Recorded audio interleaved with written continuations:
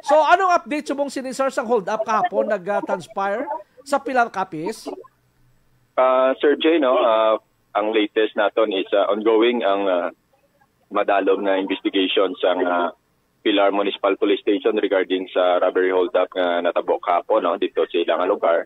Kung sa diin may mga ano naman, no, pero hindi pagid naton ma-sure, no, pero may mga pictures naman kita sa aton nga Rogues Gallery na ginpakita sa mga victims, no, kung may ma-identify sila dito, pero may mga bagay pa nga dapat naton i-confirm. And also ongoing man ang effort naton sa pagpangita ng mga CCTV footages para ma-support ang aton nga ongoing investigation para makagather pag kita sa facts. Sir, curious lang kita, no, sa facts, no, sa sining insidente. Kay ang mga biktima, 3 ang gasakay, 2 ka taga Panay Capiz, 1 to taga Panitan. Pero sa initial report nga nabaton ta, daw isa lang tong connected, I think sa Coca-Cola Bottling Philippines, no? Nga amo to nagadala sang 1 million, ang 2 yata daw nagsakay lang to. Hasta nga nakalabot sa checkpoint kaysa kadamo sa salakyan na galabay nga sila ginabing na balaan nga may dalang 1 million during the time, sir. Anong initial na findings? So, Sir Jay, no, isa na sa mga ginaimbestigahan naton. And muna gani nga nagagather pag kita facts para ma-sure na to, no, kung tuod ang ilang panghambal. And of course, para malantaw naton kung ano gid ang mga circumstansya, no, para mataod-taod naton. Kay ko na based lang sa ilang statement, so amo na ang pwede na patihan, pero kung makagather pagid kita like mga TV footages, ma-confirm na to ng statements ang siningang mga victims. Kagkahapon, sir, right after sa incident, daw mga alas 9:50 natabo ang hold up to sa Barangay Santa Fe, Pilar. After sa to sir, nag-conduct, grabe mga checkpoint, kada Banwa, hasta in fact Balasan, Carles, Tansya, grabe checkpoint. Puno ay sa may naglusot nga Mirage nga ginusisa abi, no? Ano sir, most likely ang mga suspect da lang sa palibot na nago or anong pastada, sir, nga o daw ay gini matutukan nga malocate abi, sir? Isa na, Sir Jay, no, sa ginalantaw naton, pero kung matuod, no, nga may ara gid man sang robbery hold up nga natabo, and ini sure kita nga planado ini. And nakaibalo man ang mga suspects, no, kung diin ang ila pwede maging exit para hindi sila ma-trap, no, sa sa mga checkpoints ang aton yung mga kapulisan. So lantaw naton kung anong mga possibilities kag kung diin sila naglusot during sang ilang pagpalaki. So but sir, subong as far as the PNP is concerned sa inyo initial investigation, gina-entertain nyo pa iagyapon nga posible basi wala man sang robbery hold up nga natabo, nagdrama lang ang biktima kag sa pagkamatuod basi kon waay nagid man tong 1 million nga daan niya. Amo na, sir? Tanan yung mga possibilities, Sir Jay, no, ginalantaw naton. Amo na gani nga kung allegation lang sang victims ang lantaw naton, pwede siya magiging one-sided, pero lantaw naton ang mga statements nga ginapanghambal nila para ma-backtrack naton. For example, kung nagalin sila dito sa opisina nila or dito sa Balasan, so i-backtrack naton para may baluan naton. And also we'll be interviewing pa ng iban pa nga mga individual like yung mga colleagues nila or mga boss nila sa ilang mga trabaho. Sir, sa crime scene bala sa Barangay Santa Fe, Pilar, no, Capiz, may mga taos palibot yung nakakita nga may indeed may ara gid man nga pagpangtaya or pag-hold up nga natabo dito sa crime scene?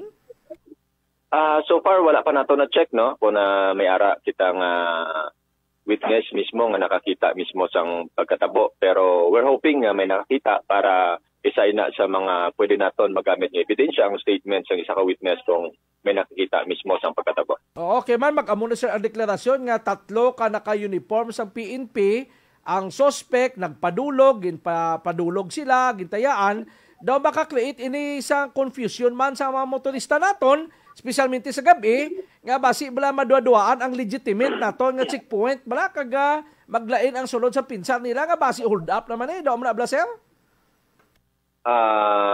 Sir Jay, no, dapat tandaan man sa naton yung mga kuturan nga once ang PNP mag-conduct sang checkpoint, may ara kita required nga signage, no, nga may ara din nga pangalan nga PNP checkpoint, and may ara kita mobile patrol, no, nga ara sa tupad mismo sa checkpoint. So munang ma-consider naton nga legitimate checkpoint. Pero kung wala sang signboard, kag wala sang patrol, so hindi nato nila ma-consider nga legitimate police checkpoint. Okay, ang iban ba na sir kung hadlok man nga kung makita mo daw pulis nagpapara, tapos dogadua-dua ka, kulbaan mas nga basi kung dumiretso ka, basi paarakan ka blang palagsan ka kabala.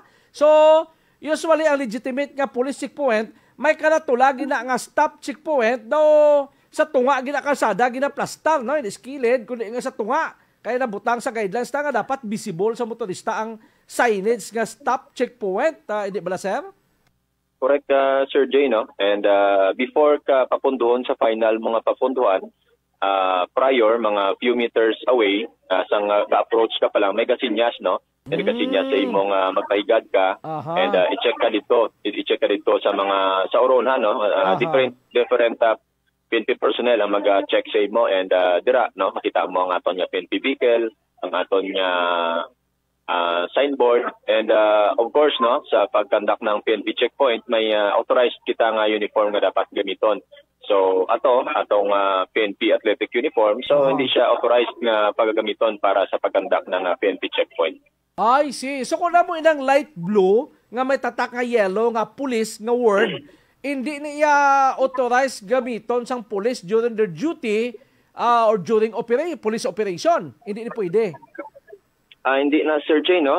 Pwede lang na siya natin gamiton sa aton nga PNP athletic activity, no? And sa mga mag-jogging. Sa mga yes, kag sa aton nga mga PCR activities, so dira lang na siya pwede gamiton, pero sa mga police operations naton, sa mga checkpoints naton, hindi siya pwede paggagamiton. Magpanagtag sa mga ayuda bla sa mga baha, pwede na yung athletic na. Pwede na yung masuksok. Yes, Sir Jay, amo na aton nga uniform pag may mga PCR activities kita. Okay. So amo ni ang dapat tandaan sa mga utod naton, kay ba mo daw hapos iya baklon ining daw athletic yun nga PNP uniform, bisan diin man ni mabakal nga mga baligyaan sang uniform sa pulis no daw. Pwede ka bakal anybody, no? Bisan di man gid napakitaan gid ID ang magbakal sini sir. Dapat pag magbakal sila, no, may i-present silang ID para proof nga sila indeed police officer sila. Hindi pwedeng anywhere pwede lang siya baklon na, Sir Jet. Okay, including bala sir ang kalo na bala ang itom, ang cap na bala. Kung mabakal mo na plus ang t-shirt na nga police nga light blue, kung masuksok mo na daw litimo kang gidman nga police bisan maong paganing dalumya. Daw mapatihan man kung malayo-layo gawa mo madulog ka gidman. Yes, Sir Jay, no? Pero kung upper lang, dapat, daw eagle eye man ang aton nga mga kauturan dapat maglantaw, no? Dapat lantawon man nila ang pants or short kung indeed police uniform ini. And of course, may prescribed man kitang, nga PNP athletic shoes, no? Pag makita nila nga daw wala ga parariho ang sapatos, bot silingon na hindi na siya PNP considering na may ara kita standard nga PNP uniform. Oo. So bali ang pagbakal sina amula na hindi ba control abi sir no? Why guidelines para sa mga manugtahi or dealer para i-prevent ang civilian sa pagbakal sini?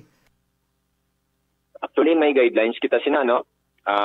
Nagadepende na sa mga nagabaligya, that's why nga kita sa PNP gina-strictly naton tani nga ining mga nagabaligya pangitaan nila sa mga identification card ang mga nagabakal nga truly and indeed nga police ini sila, hindi lang pwede na nagpa-pulis-pulis lang nagkadto dito nagbakal sang uniform tingtagaan mo na way kagali kabalo nga hindi man siya gali police no, so pwede pagagamiton sa hindi maayo. Kapin pa bulyom no, kapin pa bulyom mga 3, 4 daw kaduluda na ya. Yes, yes Sir Jay, no, and of course tandaan man sa mga nagabaligya no, may kita dira. May mga guidelines kita dira. And sa mga nagabakal man, no, pag hindi sila pulis, sulob nila ina, pwede sila kasuhan, no, usurpation of authority, which is nga hindi man sila pulis, nagsulob sila sang uniforme sang pulis. Oo. So mag-conduct checkpoint, dapat ang nakapatig lang or camouflage and type itawag yun na sa inyo na nga uniform?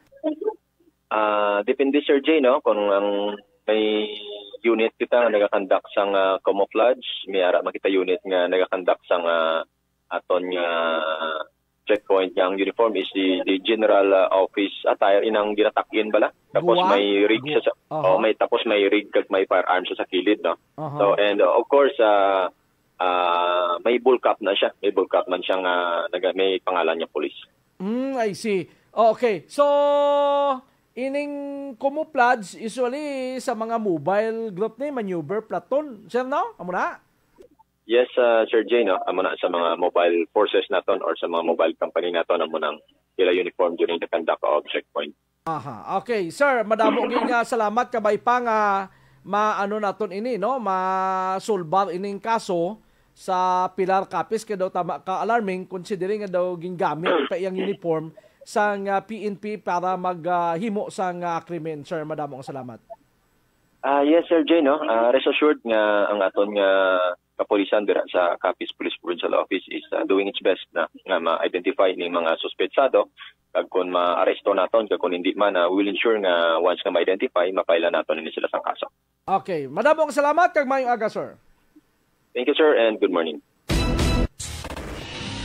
Natababati kamo sa DYRP 1017 kHz sa Allied Broadcasting Center, JBG Broadcasting Network, kag ini ang Live Radio Iloilo.